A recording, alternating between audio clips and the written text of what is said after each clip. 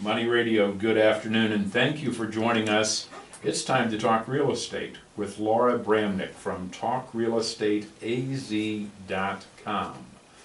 TalkRealEstateAZ.com, that's the website. Now, Laura is a lawyer and a real estate agent and a consumer advocate.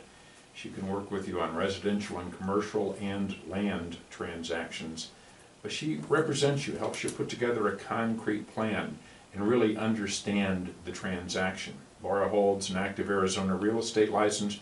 She's been certified as an instructor with the Arizona Department of Real Estate, and she is a real estate attorney. For more information, 480-624-2705, 480-624-2705, and the website talkrealestateaz.com. Hi, Laura.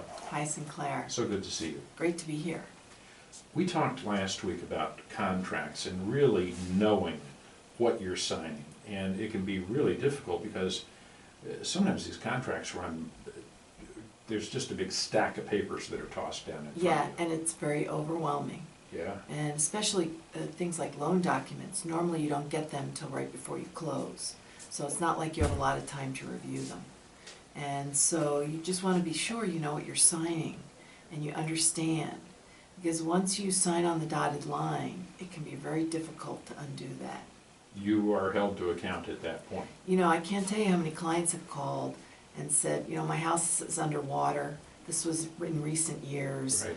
And I Still had a no lot of money. idea I had a negative amortization loan, or that my interest only was going to end in so many years, or there's a balloon on my HELOC. And people are panicking now.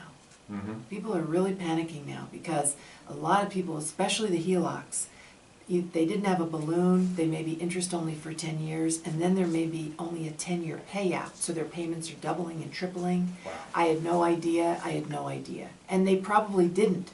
But if your lender takes you to court because you can't pay, that's not going to most likely be an adequate defense. And then as the transaction is taking place, there are changes that take place.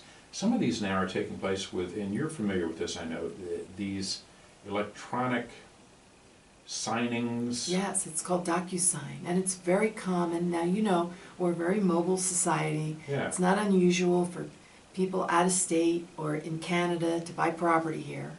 And so the DocuSign can be very convenient because you sign electronically. But I think there's been some oversight or carelessness because you still need to explain what they're signing. And I do have a lot of clients from out of state or out of the country. And I just have to get on the phone, which is a little more tedious, but we have to go through I do two things, especially when I have a client that's not here. I will email them the major points or the red flags that I see or I've experienced with, and I will go over everything with them on the phone in addition. And it does, some people say, oh my gosh, that's taking so much time and your hourly rate, you're expensive, but I just know, and I explain to them, I've seen what happens when we don't do this. Right. You know, people come to me after the fact when nobody's explained it, when they get served with a lawsuit. Yeah, it's an ounce of prevention pound of Yeah, cure. and it's just, you know, so I really try to make sure they understand what's going on, because a lot of times they'll say, oh, I don't want to agree to that. And I'll say, well, that's why we need to go over it. Right. You know. Very important. So in addition to the content of the contracts, understanding them thoroughly before signing on the line, you also have to have a strategy in the contract. What to do in case of an exit, what to do in case of this or that. Right. This is most common in terms of exit strategy if you're buying property with another person. So that, do you own it as tenants in common? Do you own it as joint tenants? What if one party wants to sell and the other party doesn't? What if one party loses their job? You know, with a married couple, this can occur too in divorce. But it's not unusual if your parents co-sign a loan for you, or if you're friends that buy property together, or if you're significant others that aren't married that buy property together. And so, to me, silence is the worst thing you can do. is just assume that everything's gonna be hunky-dory and go on your way. Because when there's contention, that is the hardest time to negotiate reasonably. And so if you can anticipate some of the things that may happen and write it into the contract, if one party dies, what happens to the property?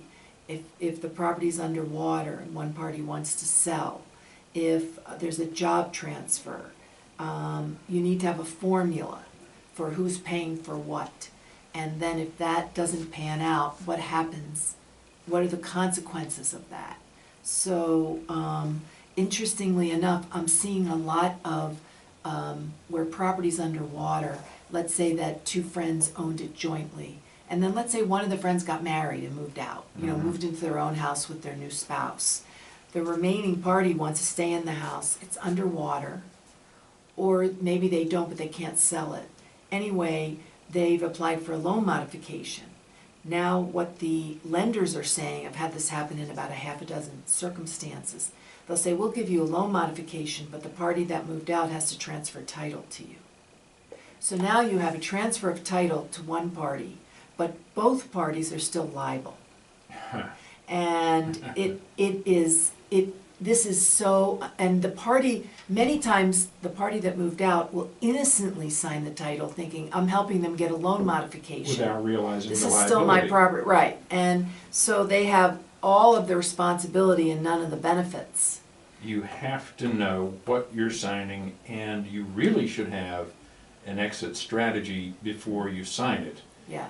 Because you may understand what you're signing, but you have to consider all the possibilities as well. And a lot of folks don't do that, in part because they don't know what questions to ask. This is very common to have an exit strategy in commercial. Like if you buy a property in commercial and you put it in LLC, you have an operating agreement. Or you have a partnership agreement. And those things, when you look at the partnership agreement, attorneys who draw them up, there's a template, and it really brings up all the issues for you. But in residential, it's not the same. And then the extra questions, the good news is you've been through this. Right. You know those questions to ask and to include into a contract or to look for in a contract. And every time I see a new one, I add it to my list. Laura Bramnick from TalkRealEstateAZ.com.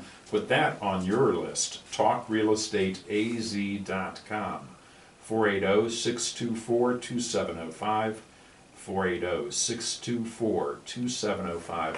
Laura Bramnick at TalkRealEstateAZ.com. Thank you, Laura. Great, Sinclair.